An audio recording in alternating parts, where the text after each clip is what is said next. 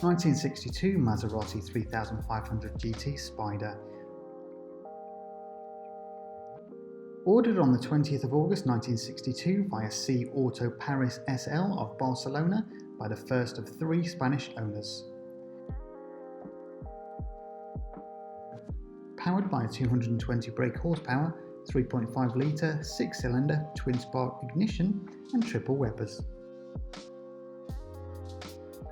Fitted from new with root Borrani polished wires and a 5-speed ZF manual gearbox.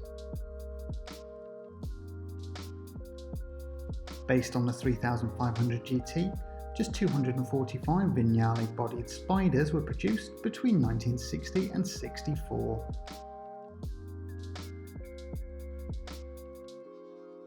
A rival to the Ferrari California Spyder, the Maserati offers incredible value in comparison today.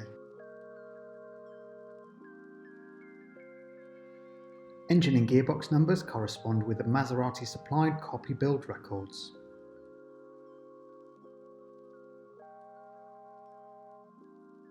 Just 3 owners in 58 years and freshly MOT'd.